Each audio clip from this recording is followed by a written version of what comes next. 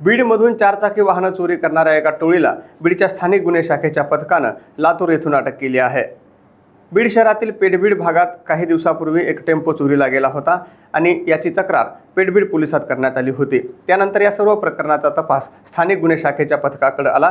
हा सगळा तपास करत असताना टेम्पो चोरी करणारे आरोपी हे लातूरमधले असल्याचं निष्पन्न झालं आणि त्यानंतर स्थानिक गुन्हे शाखेच्या पथकानं सापळा रचून लातूर येथून 2 आरोपींना अटक केली आहे। या आरोपींना अटक केल्यानंतर त्यांच्याकडून चोरी केलेला टेम्पो जप्त करण्यात आला आहे। तर स्थानिक गुन्हे शाखेच्या पथकानं हे दोन्ही आरोपी पेठबीड पोलिसांच्या ताब्यात दिले आहेत।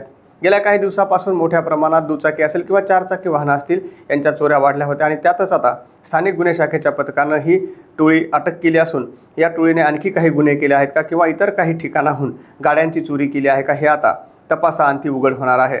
मात्र गेल्या महिन्यामध्ये पेठबीड भागातून जो काही टेम्पो चोरीला गेला होता त्याचा तपास स्थानिक गुन्हे शाखेच्या पोलिसांनी लावला असून तो टेम्पो ताब्यात घेण्यात आला आहे।